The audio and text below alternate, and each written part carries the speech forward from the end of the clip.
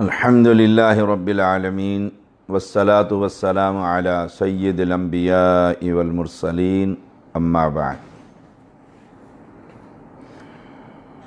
شرک سے بچنا باعث مغفرت، لیکچر نمبر 49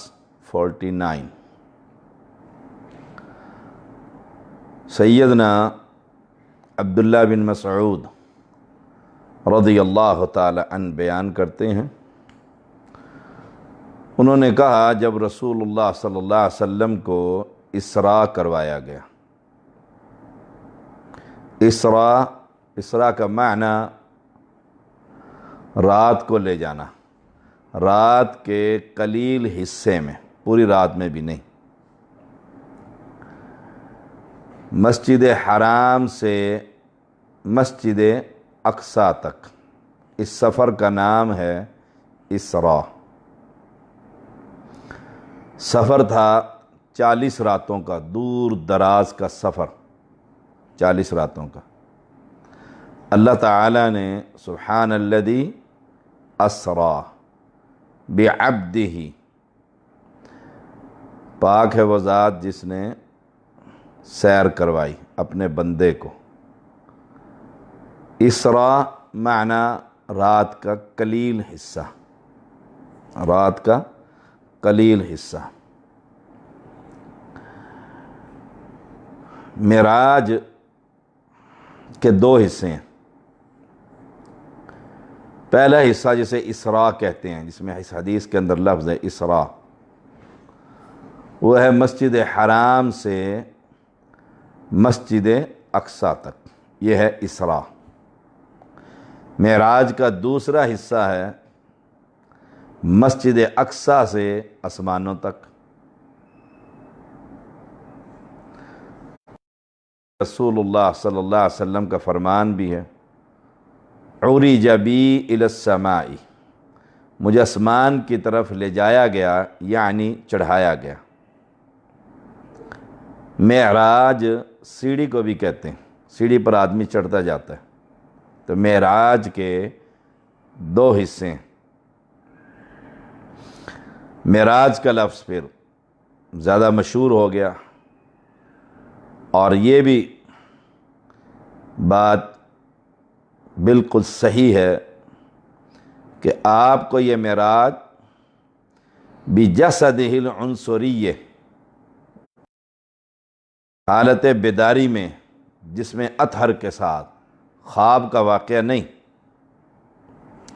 تو یہ تھوڑا سا اسراء کے بارے میں شرح تھی۔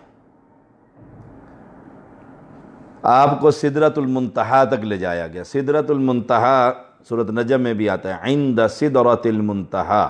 سدرۃ المنتہا بیری کے ایک درخت کو کہتے ہیں، بیری کا ایک درخت، 7ویں آسمان پر یہ درخت ہے۔ اس درخت سے آگے کوئی نہیں جا سکتا۔ یہیں پر رسول اللہ صلی اللہ علیہ وسلم پہنچے۔ عندہا جنت المأویٰ، اسے جنت المأویٰ ٹھکانہ آدم علیہ السلام کے یہیں پر ٹھکانہ تھا، 7ویں آسمان پر۔ یہیں پر اللہ کے تمام فرشتے روح الامین سمیت، اس سے آگے کوئی نہیں جا سکتا۔ سدرۃ المنتہا ایک بیری کا درخت ہے،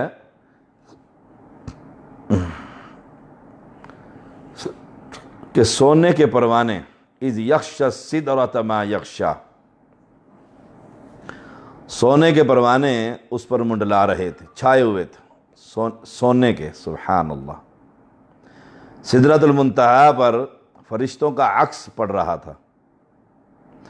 رب کی تجلیات کا مظہر بھی وہی تھا، مظہر بھی رب کی تجلیات کا۔ اور اسی مقام پر رسول اللہ صلی اللہ علیہ وسلم کو 3 چیزیں عطا کی گئی۔ نمبر 1، 5 نمازیں۔ دیکھیں اب معراج کا تحفہ کیا ہے؟ نماز، اور مسلمان نماز سے بھاگتا ہے، نماز کو کہتا ہے وقت نہیں، حالانکہ کہنا چاہیے وقت کو کہ نماز کا وقت ہو گیا۔ 5 نمازیں یہیں پر اللہ نے عطا فرمائی ہیں، یہ تحفہ ہے ملاقات کا۔ نمبر 2، سورۃ البقرہ کی آخری آیات،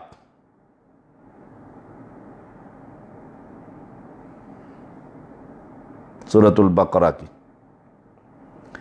اور نمبر 3، آپ کی امت کے ایسے لوگوں جنہوں نے اللہ کے ساتھ شرک نہیں کیا، جہنم میں پہنچانے والے بڑے بڑے کبیرہ گناہ، بڑے بڑے گناہ معاف کر دیے گئے۔ یہ 3 چیزیں اللہ تعالی نے آپ کو سدرۃ المنتہا پر عطا فرمائی۔ تو شرک سے بچنا باعث مغفرت ہوا کہ بڑے بڑے گناہ معاف کر دیے اللہ تعالی نے اس شخص کے، اس جماعت کے جنہوں نے اللہ کے ساتھ کسی کو شریک نہیں کیا، نہ ذات کے ٹکڑے کیے، نہ احکام کے ٹکڑے کیے، نہ اللہ کی صفات کا انکار کیا، نہ اللہ کی صفات کی کوئی تمثیل یا تعویل کی، کچھ نہیں، خالص اللہ کی توحید پر۔ ان لوگوں کے جو بڑے بڑے گناہ تھے اللہ تعالی نے معاف کر دیے۔ یہ 3 تحفے وہاں پر اللہ تعالی نے رسول اللہ صلی اللہ علیہ وسلم کو عنایت فرمائے۔ صحیح مسلم 173۔ سیدنا ابو ہریرہ رضی اللہ تعالیٰ بیان کرتے ہیں، رسول اللہ صلی اللہ علیہ وسلم نے فرمایا، تفتح ابواب الجنت یوم الاثنین و یوم الخمیس، پیر اور جمعرات کے دن جنت کے دروازے کھول دیے جاتے ہیں۔ تو اس لیے رسول اللہ صلی اللہ علیہ وسلم پیر کا بھی روزہ رکھتے تھے اور جمعرات کا بھی روزہ رکھتے تھے، جمعرات کا بھی روزہ رکھتے تھے، کیونکہ پیر اور جمعرات کے دن جنت کے دروازے کھول دیے جاتے ہیں اور اس بندے کی مغفرت کر دی جاتی ہے جو اللہ تعالیٰ کے ساتھ کسی کو شریک نہیں ٹھہراتا، نہ یا غوث پاک، نہ یا علی مدد، نہ یا رسول اللہ مدد،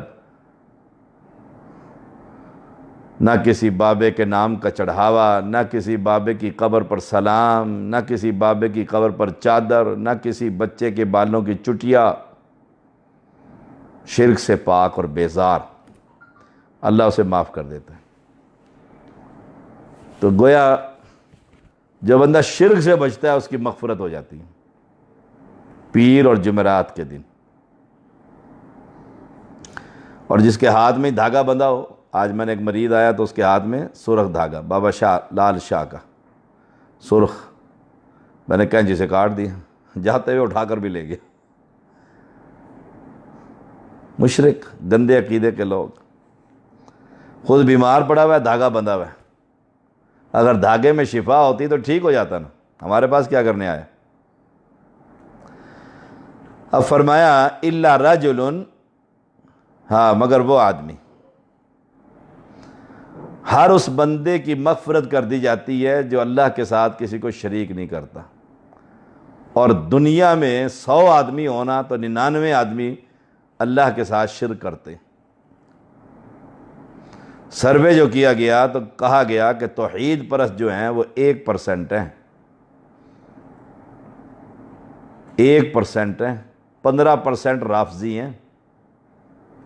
یہ 1% کے اندر بھی آپس میں لڑائی اور فساد اور جھگڑے اور لاتیں کھینچنا اور عہدوں کی لڑائیاں اور عہدوں پر بندر بانٹ اور مساجد پر اختلاف، وہ 1% بھی اکٹھے نہیں ہیں۔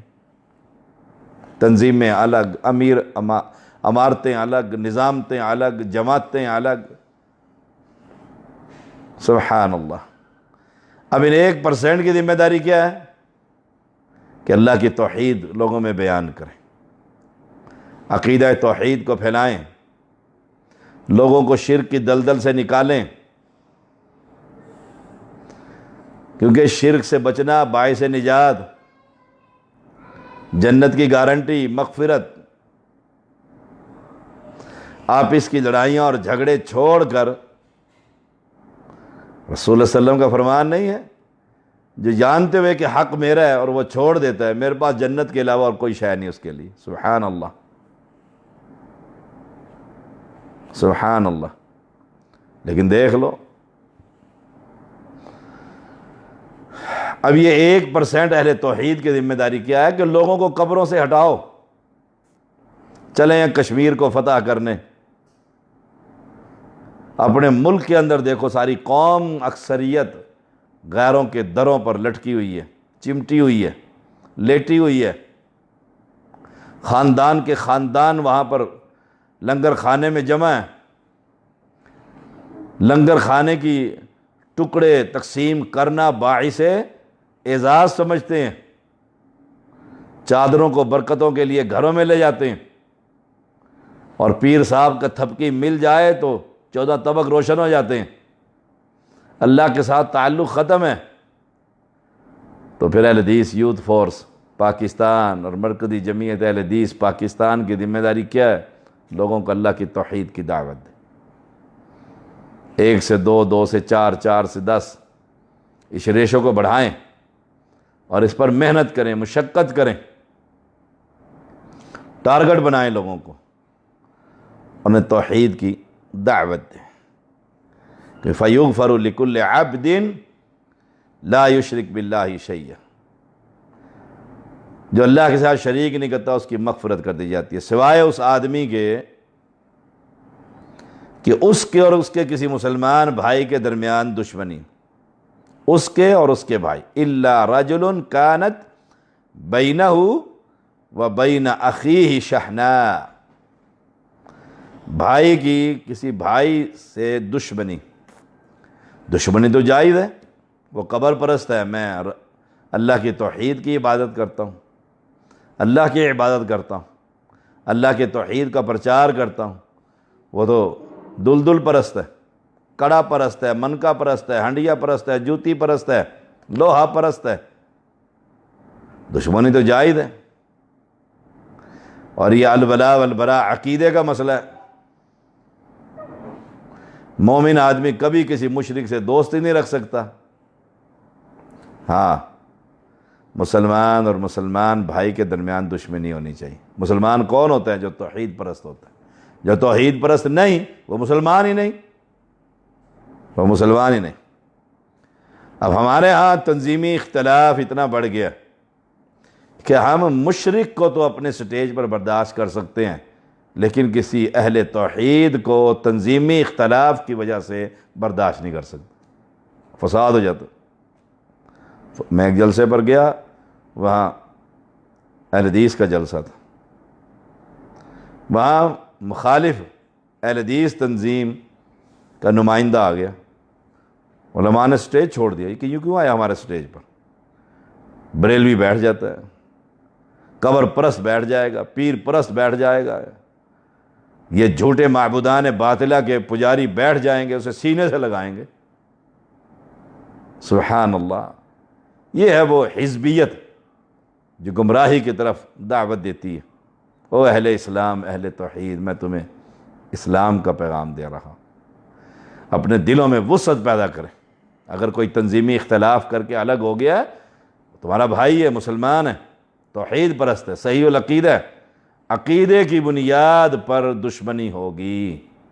اِنَّا بُرَآءُ مِنْكُمْ وَمِمَّا تَعْبُدُونَ مِن دُونِ اللَّهِ كَفَرْنَا بِكُمْ وَبَدَا بَيْنَنَا وَبَيْنَكُمُ الْعَدَاوَةُ وَالْبَغْضَاءُ أَبَدًا حَتَّى تُؤْمِنُوا بِاللَّهِ، عداوت جو ہے وہ ایمان پر ہوگی، ان کا رب پر ایمان نہیں، مخلوق پر ایمان ہے، تو پھر عداوت۔ تو یہ تو ضمناً بات آ گئی۔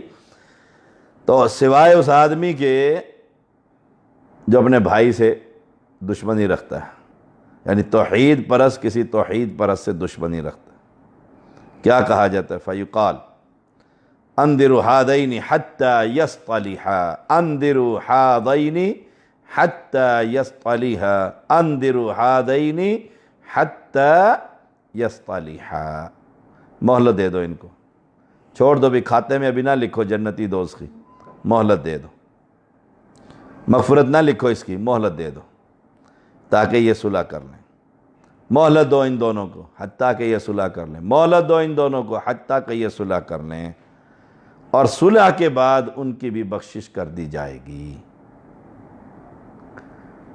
یعنی مسلمان کا مسلمان سے ناراض ہونا یہ اللہ کے ہاں بڑا ناپسندیدہ عمل ہے، لیکن مسلمان کا یاد رکھیے گا، مشرک کا نہیں۔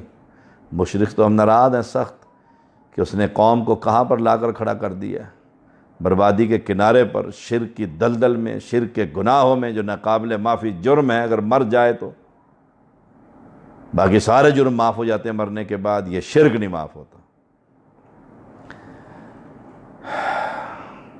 صحیح مسلم 2565 نمبر۔ سیدنا انس بن مالک رضی اللہ تعالیٰ بیان کرتے، میں نے رسول اللہ صلی اللہ علیہ وسلم کو یہ فرماتے ہوئے سنا، قال اللہ تبارک و تعالی، اللہ فرماتا ہے، یعنی حدیث قدسی، یا ابن آدم، اے آدم کے بیٹے، انکا ما دعوتنی ورجوتنی غفرت لک علی ما کان فیک ولا ابالی۔ ہائے ہائے، اے آدم کے بیٹے، بے شک تو جب تک مجھے پکارتا رہے گا اور مجھ سے امید وابستہ رکھے گا، ورجوتنی غفرت لک، میں تجھے بخشتا رہوں گا، علی ما کان فیک، چاہے تجھ میں کتنے ہی گناہ ہوں، جس پر بھی تو ہو، ولا ابالی، مجھے کوئی پرواہ نہیں۔ یا ابن آدم، اے آدم کے بیٹے، لو عنان السماء ثم استغفرتنی غفرت لک ولا ابالی، اے آدم کے بیٹے، اگر تیرے گناہ لو بلغت ذنوبک عنان السماء، آسمان کے کناروں تک پہنچ جائیں، پھر تم مجھ سے معافی مانگے، میں تجھے بخش دوں گا، مجھے کوئی پرواہ نہیں، ولا ابالی۔ یا ابن آدم، اے آدم کے بیٹے، انک لو اتیتنی بقراب الارض خطایا ثم لقیتنی لا تشرک بی شیئا لاتیتک بقرابها مغفرتا۔ اللہ اکبر، اگر تو میرے پاس اس حال میں آئے کہ زمین کے بھراؤ کے برابر تیرے گناہ ہو، پھر تو مجھے اس حال میں ملے کہ میرے ساتھ کسی کو شریک نہ ٹھہراتا ہو، اللہ، میں تیرے پاس زمین بھر کر مغفرت لے کر آؤں گا۔ دیکھیے، یہ امام ترمذی اس حدیث کو لے کر آئے 3540۔ اللہ فرماتا ہے، اے آدم کے بیٹے، جب تک انک ما دعوتنی، تو مجھے پکارتا رہے گا۔ آئیے، امت مسلمہ کی اکثریت کس کو پکارتی ہے؟ یا بہاول حق بیڑی دھک، سمندر میں بہاول حق، خشکی میں بابا شاہ جمال، پتر دے دے رتا لال، تری میں اے مولا علی، اے شیر خدا میری کشتی پار لگا دینا، خشکی میں اے گنج بخش فیض عالم مظہر نور خدا، کوئی رہ گیا؟ اور رب کہتا ہے جب تک تو مجھے پکارتا رہے گا۔ یہ تو دنیا کے پیروں اور فقیروں کو پکار رہا ہے، بھر دو جھولی میری یا محمد، یہ تو نبی اکرم صلی اللہ علیہ وسلم کو پکار رہا ہے، تیرے در سے خالی ہاتھ نہ جاؤں گا، بھر دو جھولی میری یا محمد، انک ما دعوتنی، جب تک تو مجھے پکارتا رہے گا۔ رب کو تو پکارتا نہیں، کہتا ضرورت ہی نہیں ہے، پشتن پاک کو پکار رہا ہے، حسین اور حسن اور علی اور زینب اور فاطمہ کو پکار رہا ہے، تو یہ تو فارغ ہے، غیر اللہ کا پجاری اور پکارنے والا۔ یہاں تو رب کہہ رہا ہے، نبی اکرم صلی اللہ علیہ وسلم اعلان کر رہے ہیں، جب تک تو مجھے پکارتا رہے گا، یا اللہ مدد کہتا رہے گا، ہر تکلیف میں، ہر مصیبت میں، ہر پریشانی میں یا اللہ۔ یہاں تو اٹھتا بھی ہے تو کہتا ہے یا علی، سوتا ہے تو کہتا ہے یا رسول اللہ اغثنی، میری مدد کیجئے۔ انک ما دعوتنی، یہ تو پکار ہی غیر اللہ کے لیے ہے، اور یہاں تو پکار جو اللہ کو پکارے گا اس کو اللہ مخاطب ہے۔ وَرَجَوْتَنِي، اور مجھ سے امیدیں رکھے گا۔ یہاں امیدیں کس سے ہیں؟ لڑ پھڑیا بڑے وڈی سرکار دا، سانوں کی ڈر ہے؟ اسی اولاد علی نو منن والے ہاں، کیا مانتے ہیں اولاد علی کو کہ یہ رب سے تجھے معاف کروا لیں گے؟ پیغمبر علیہ السلام نے کہہ دیا تھا لا اغنی عنکم من اللہ شیئا، میرے چچا میں تیرے کوئی کام نہیں آؤں گا۔ ورجوتنی، امیدوں کا مرکز کون ہے؟ بابا، پیر، فقیر، درویش، سائیں، مجذوب، مردے، زندے۔ یہاں تو رب کہہ رہا ہے مجھ سے جب تک تو امیدیں رکھے گا، حسبنا اللہ، اللہ ہمیں کافی ہے، حسبی اللہ، مجھے اللہ کافی ہے۔ یہ وہ کلمہ ہے جو ابراہیم علیہ السلام اور امی عائشہ رضی اللہ تعالی عنہا نے مشکل میں کہا تھا، حسبی اللہ، مجھے اللہ کافی ہے۔ غفرت لک علی ما کان فیک، تو جیسے بھی ہوگا میں تجھے معاف کر دوں گا۔ آئے غائے، اور مجھے کوئی پرواہ نہیں ان گناہوں کی، یعنی کوئی پرواہ نہیں۔ یا اللہ الصمد، بڑا بے نیاز، اسے کیا پرواہ ہے؟ جسے چاہے معاف کر دے اور جسے پکڑ لے، سبحان اللہ۔ یا ابن آدم لو بلغت ذنوبک عنان السماء ثم استغفرتنی، اگر تیرے گناہ آسمان کے کناروں کو بھی چھو لیں اور پھر تو کہہ دے اللہ مجھے معاف کر دے، میرے سامنے جھک جائے، مجھ سے معافی کا سوال کرے۔ اور یہاں سوال، بابا جی پل صراط کراس کرا دینا، پل صراط، وہ مجھے یاد ہے گندم کے دانے پسوانے کے لیے میں چکی پر گیا چھوٹی سی عمر میں، ابا جی رحمت اللہ علیہ نے بھیجا، تو جو بڑی عمر کے لڑکے اور بزرگ تھے وہ مجھ سے پہلے، میرے نمبر سے پہلے وہ ڈال دیتے، میں کھڑا شام ہو گئی، ایک آدمی مجھے دیکھتا رہا، اس نے کہا فیاض شاہ صاحب کے بیٹے ہو؟ میں نے کہا جی۔ کہتے گندم میں پسوا دیتا ہوں لیکن ایک شرط ہے۔ میں نے کہا جی فرمائیے۔ کہا کل پل صراط پہ مجھے پکڑ کر پار لے جانا، تو سید ہے؟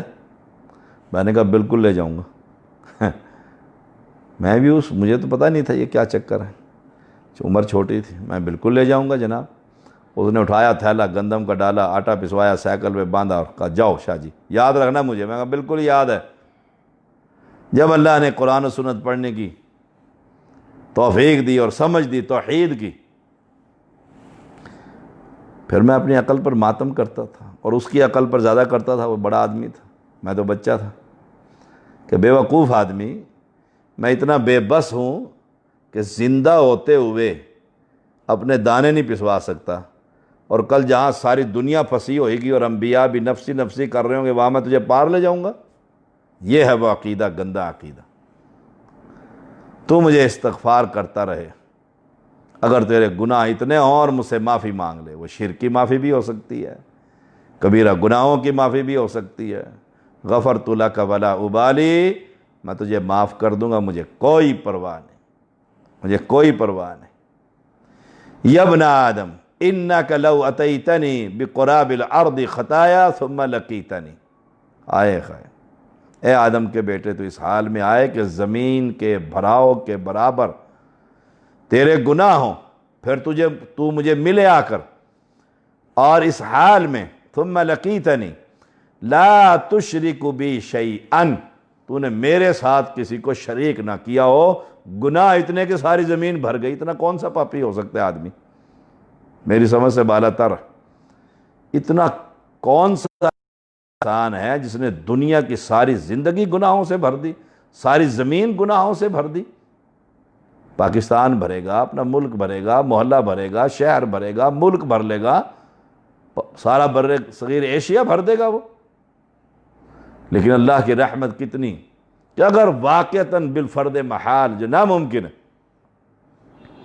کہ اتنی زمین بھری جائے، اگر تو ساری زمین کو بھر دے، ساری زمین، اتنے تیرے گناہ ہو جائیں، لیکن اس میں غیر اللہ کی ندا نہ ہو، یا علی مدد کا نعرہ نہ ہو، نبی اکرم صلی اللہ علیہ وسلم کو پکارا نہ گیا ہو مدد کے لیے، علم غیب کے لیے اللہ کی طرح سمیع اور بصیر نہ سمجھا گیا ہو، اللہ کے ذات کے ٹکڑے کر کے عزیر عیسیٰ کو اللہ کی اولاد نہ بنا لی ہو، رب کے فرشتوں کو رب کی بیٹیاں نہ کہہ دی ہوں، لا تشرک بی شیئا، اس میں شرک نہ ہو، شرک نہ ہو۔ اللہ اکبر، لَأَتَيْتُكَ بِقُرَابِهَا مغفرتاً، میں تیرے پاس زمین بھر کر مغفرت لے کر آؤں گا۔ رب سے زیادہ بھی کوئی رحیم ہے بندوں پر؟ گناہ پر گناہ کر کر سر سے لے کر پیر کے ناخن تک، سر کے بالوں سے لے کر پیر کے ناخن تک اتنے گناہ کر لی، اتنے گناہ کر لی۔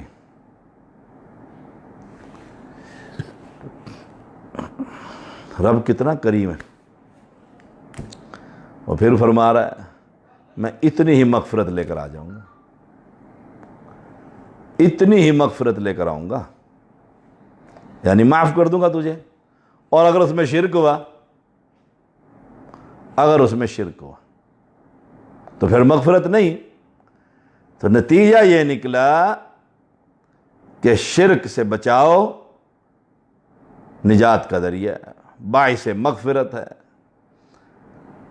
تو سب سے پہلے عقیدے کا فہم ہونا چاہیے، سب سے پہلے عقیدے کا فہم ہونا چاہیے، اس کے بعد پھر گناہوں کا فہم ہونا چاہیے۔ اس کا مطلب یہ نہیں کہ ہم گناہ کرتے رہیں اور اللہ نے کسی گناہ پر پکڑ لیا تو پھر کیا کریں گے؟ گناہوں سے بھی بچنا ہے، قدم قدم پھونک کر رکھنا ہے، لیکن جو مواحد آدمی ہے وہ جنت میں ایک نہ ایک دن ضرور داخل ہوگا، باعث مغفرت ہوگی اس کے، یہ سارے گناہ معاف کر دیے جائیں گے رب چاہے گا تو، جس کے لیے چاہے گا۔ تو گناہوں سے بچیے، اور سب سے بڑا گناہ شرک اور ظلم، اس سے بچیے، نہ کبھی غیر کو پکاریے اور نہ کبھی غیر پر چڑھاوا چڑھائیے، ایک اللہ کی عبادت کیجئے اور ایک نبی اکرم صلی اللہ علیہ وسلم کے اطاعت کیجئے۔ وآخر دعوانا ان الحمد للہ رب العالمین۔